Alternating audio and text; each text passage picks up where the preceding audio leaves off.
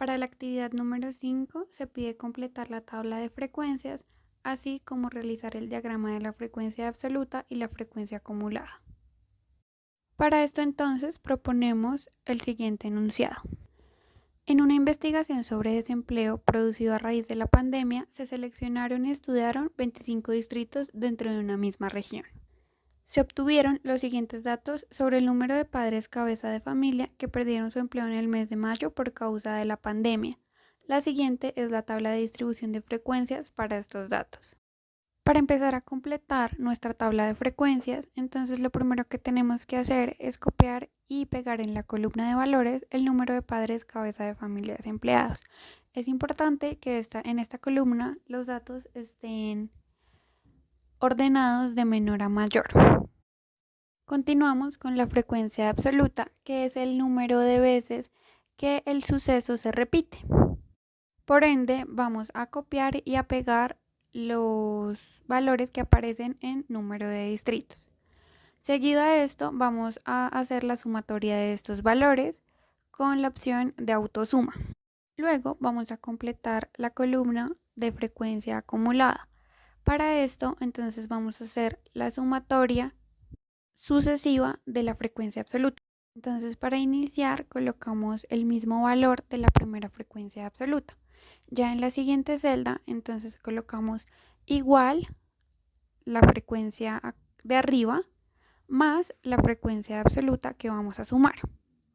Así, entonces, arrastramos toda la fórmula y como vemos nos tiene que dar la última frecuencia igual al total de todas las frecuencias absolutas.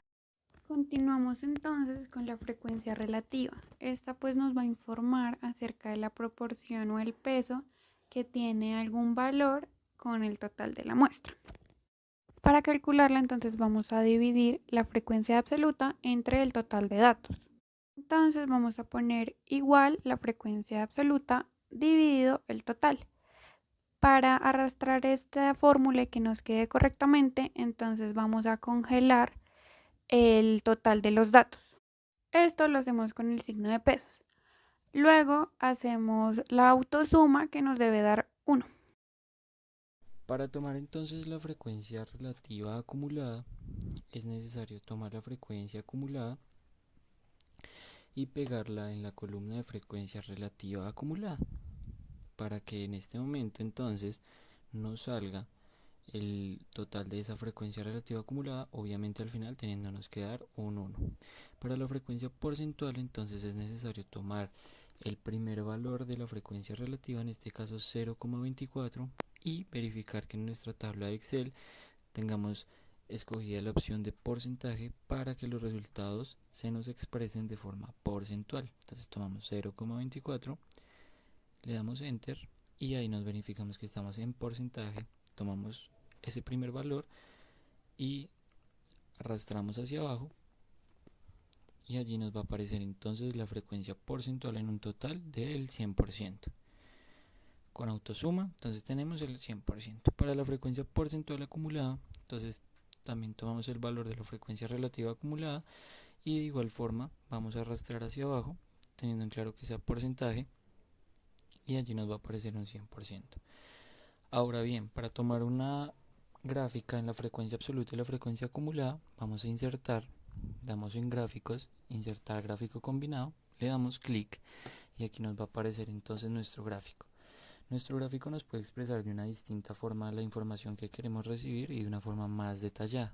Aquí entonces podemos ver los estilos del gráfico, también podemos cambiarle algunos valores o también podemos cambiarle los títulos dentro del eje. Para esto entonces vamos allí, colocamos aquí abajo padres de familia